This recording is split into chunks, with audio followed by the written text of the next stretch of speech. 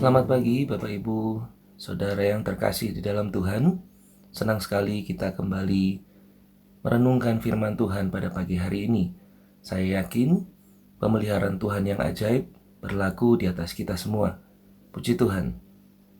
Tema firman Tuhan pada pagi hari ini adalah bijaksana.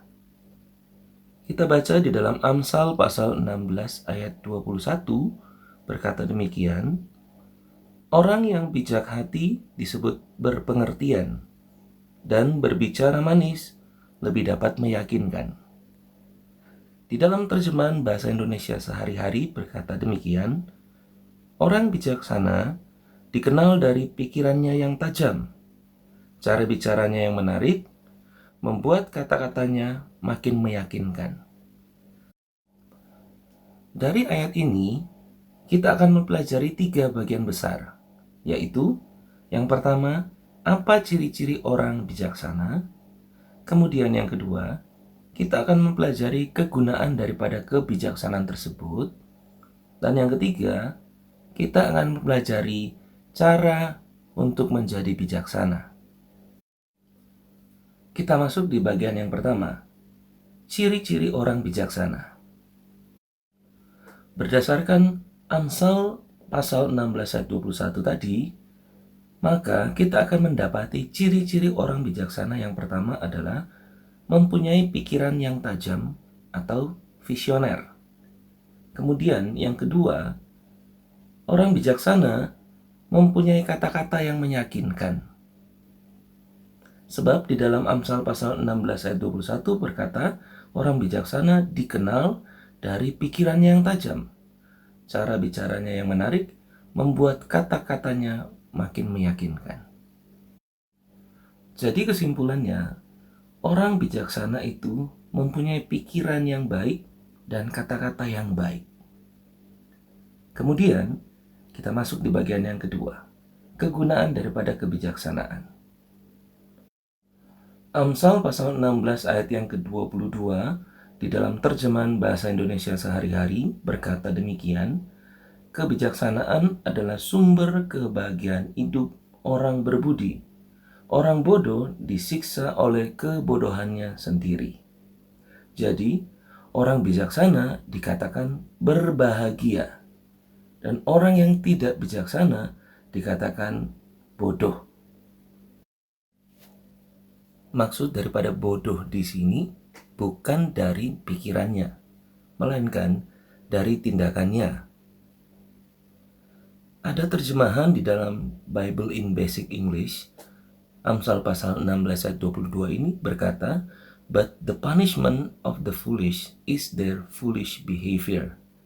Jadi, bodoh ini berbicara soal tindakan, bukan dari cara berpikir.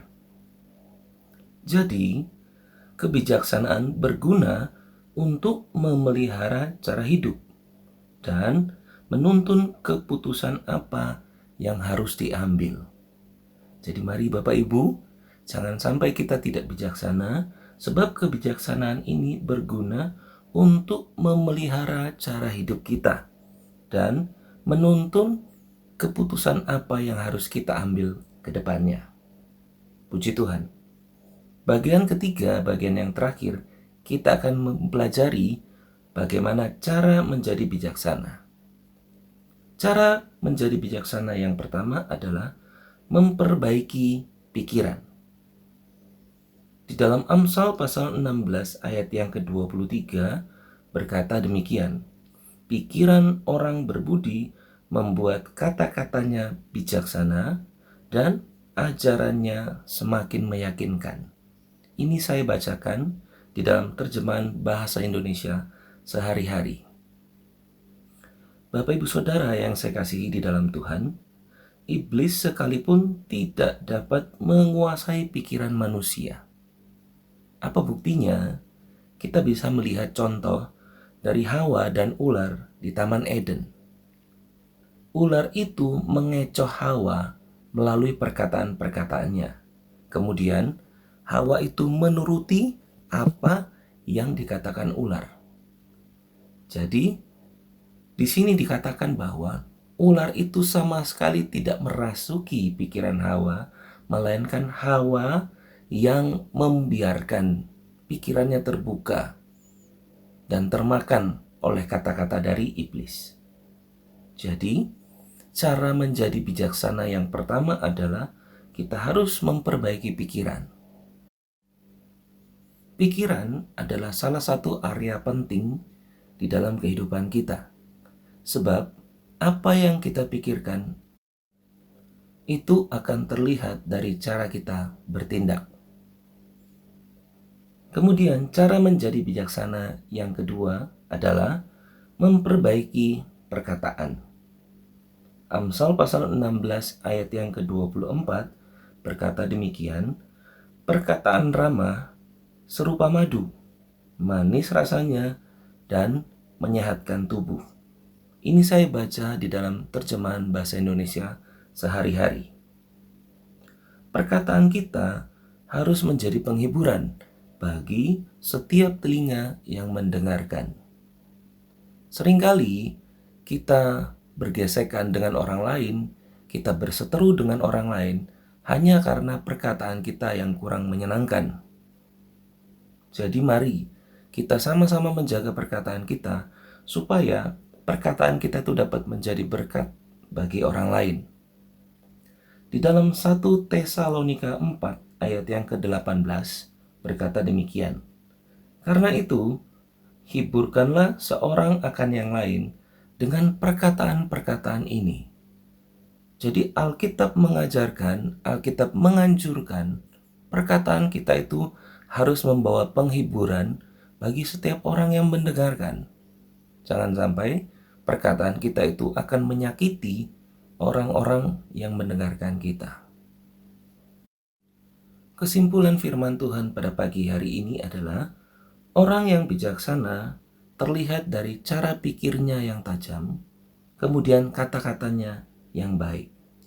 Jadi, mari Bapak Ibu, kita perbaiki pikiran kita perbaiki perkataan kita, supaya kita menjadi orang yang bijaksana.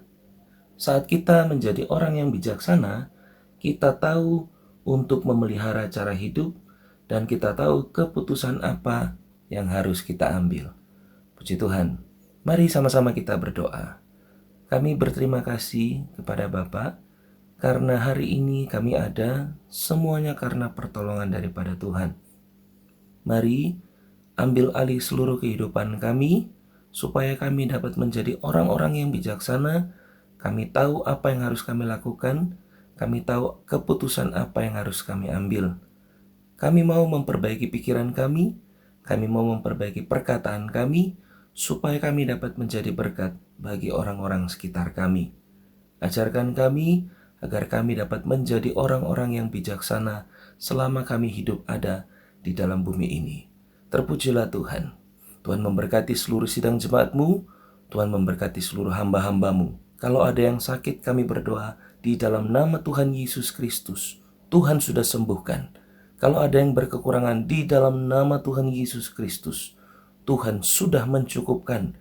Kalau ada di dalam masalah apapun itu Tuhan, kami berdoa di dalam nama Tuhan Yesus Kristus. Tuhan selesaikan, Tuhan lepaskan segala masalah mereka. Terpujilah Tuhan, berkati gereja-Mu, berkati seluruh sidang jemaat-Mu dan hamba-hamba-Mu. Terima kasih Bapa yang baik, ini doa kami di dalam nama Tuhan Yesus Kristus. Kami terima berkat Tuhan yang dahsyat hari ini. Amin. Puji Tuhan, selamat pagi, Tuhan Yesus memberkati. Hanya Engkau pribadi yang mengenal hatiku, tiada yang tersembunyi bagimu.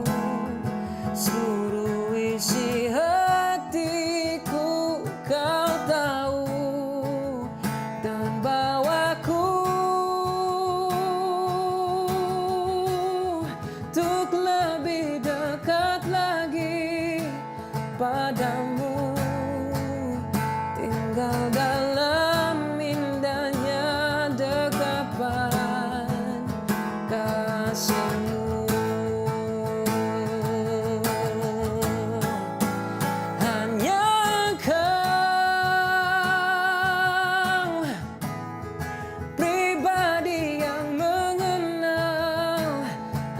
hatiku, tiada yang tersembunyi bagimu. Seluruh isi hatiku kau tahu, dan bawaku untuk lebih dekat lagi padamu. Tinggal dalam indahnya dekapan kasih-Mu. Tinggal dalam indahnya dekapan kasih-Mu. Oh, tinggal dalam indahnya dekapan